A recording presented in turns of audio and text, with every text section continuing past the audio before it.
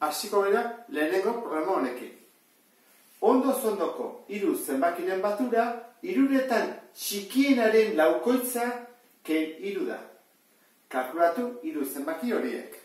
Orduan, hau irakurtzeakoan geldituko ditzake. Ondoko hiru zenbakiren batura, zer da? Hiruretan txikienaren laukoitza ken hiru. Bi esaldi bezala dira. Hemendik honea bat, eta hemendik honea bukaeraino. Honek esaten digu ekuazioan bai joan.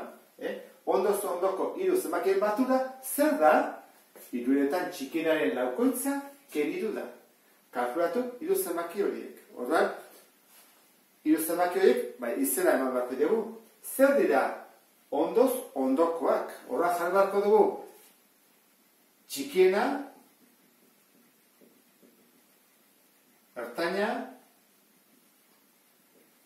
eta handiena.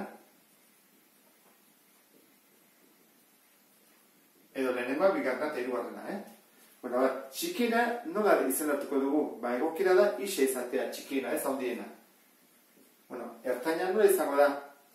Ondokoak dira. Adibidez, 5 ondokoa zein da? 6, eta 6 ondokoa 7. Baita ere beraka da. 5 ondokoa baita ere da 4. Mengoazen boraka joaten. Txikiena, isa bali bada, urengoa zein da ondokoa? Isa gehi bat gehiago. Isa gehi bat. Eta handiena, ondoan dijoa, horran, isa gehi bi. Horra esaten digutena da, lehenengo esaldia ikusi duzute, honeaino, ondoko hiru zenbakien batura. Guazitea, hiruak batu. Isa gehi bat. Isa gehi bi. Parentesia behar du honek, jarri daiteke horrela, parentesiakin, bai ez da beharrik dena gehi delako. Jartzen bada ez da hogezki, baina gero kenen bako benituzke. Berdin. Guazen eskubialdea egitea. Hiruretan txikienaren laukoitza, bueno, zer da denetan txikiena, hau da. Txikienaren laukoitza ken hiru da. Hiruretan txikienaren laukoitza, honen laukoitza nori idazten da, hau, bider lau. Baina ez dugu jartzen isa lau, jartzen dugu alderantziz, lau isa. Hiruretan txikienaren laukoitza ken hiru da. Hau da esaldia. Egitu gure izan da, hiru zenbakia batu, eta hori zer da, txikia bider lau, ken hiru, hori da esaten duena. Hau, lehenengo mailako ekuazio bat da. Behin ezakegu, ez da, neko horreza. Isa duteak alde batean, eta bestea. Isa ge isa, hauek antzekoa diela. Ja jarriko dut. Isa ge isa, hiru isa, ez da. Eta hau, pasabaruta deontara, kentzen, ken lau isa. Berdin. Lehenengo dagoena, ken hiru, eta gero, ken bat, eta ken bi. Bueno, zenbat hau? Hiru isa, ken lau isa, minus bat isa, edo horrela jarriko dut. Ken hiru, ken bat, ken bi, da minusa dira, bat uiteitut. Hiru ere, 6, minus 6. Eta minus hau, bestaldea pasatzen dut, zer isa bakarrik utzi bat dut. Gehititzen zait, plus 6. Minus, plus. Bueno, isa ja bat izen den. Orduan, horren soluzioan mamako dut. Kalkulatu hiru zenbaki horiek. Bueno, zer dira? Zenbaki dira 6, bat gehiago 7, eta bi gehiago 8. 8 dira zenbakiak.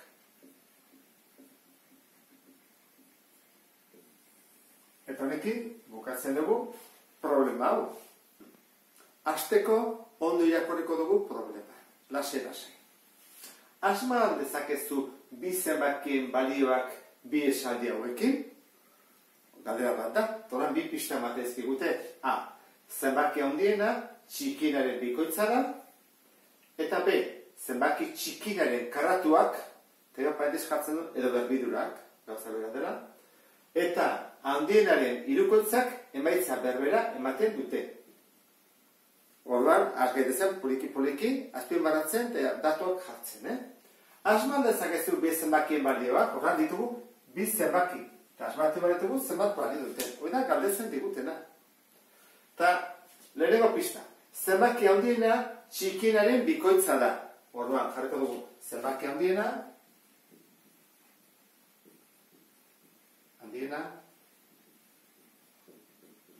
eta zenbaki txikiena. Zenbaki handia eta txikia. Orduan, handiena eta txikiena. Esateu bikoitza dela. Orduan, txikienari deituko dugu isa. Txikiena isa. Orduan, handiena zer da? Bikoitza. Eta hori da, bider bi. Eta jartzen dugu, bi bider isa. Ez isa bider bi. Puntuakin jarriko dugu? Ez. Ez dugu jarriko punturik, B esan dira. Zenbaki txikinaren karratuak eta handienaren hirukoitzak emaitza berbera ematen dute. Orduan, guk kalkulatu behar dugu hau. Zenbaki txikinaren karratua, horrek ematen duelako emaitza, eta handienaren hirukoitza. Bioi kalkulatu behar dugu. Zenbaki txikinaren karratua eta handienaren hirukoitza. Zergatik, bioiek egiterakoan emaitza berbera ematen dutelako. Horan, izango da, hau, berdin, hau. Goazen egitea. Zenbaki txikinaren karratua. Bueno, goazen hartzea txikina, hau da. Berdin. Ez, karratua, edo berdinura, isa berdin. Horan, goazen ikustea, handienaren hirukoitza. Berdinak izan badute, berdin. Handiena, hau, bi isa. Bider, hiru. Horan da, hiru bider, bi isa. Eta bi isa, bider, hiru. Bada uztada gehiago, ez, esateu berdin dira labiak. Honen emaitza, eta honen emaitza berdina direla. Berdina ematen dutela. Bueno, bagoazen egitea. Zer din barra lehenengo, parentesiak kendu, izena zele kendu, baina hemen dago biderketa bat, hori egin behar dago. Egin daiteke biderketa hori? Bai, beti egin daitekerako biderketa. Ez da behar antzeko izatea, Batuketa eta keketarako, bai, baina hemen ez. Hiru bider bi isa, 6 isa. Ja, simple jate dugu. Horen hau, egin beharko dugu, ez da? Bigar mailako ekozio bada. Zer egiten da? Denak ezkerretara. Denakara. Isa berbi, ken 6 isa, berdin 0. Bueno, hemen, bigar mailako ekuazio ez osoa da. Dugu. Hau dela A, B, eta C, ez dugu. Horran dugu. A dela bat, B dela -6, eta C dela 0.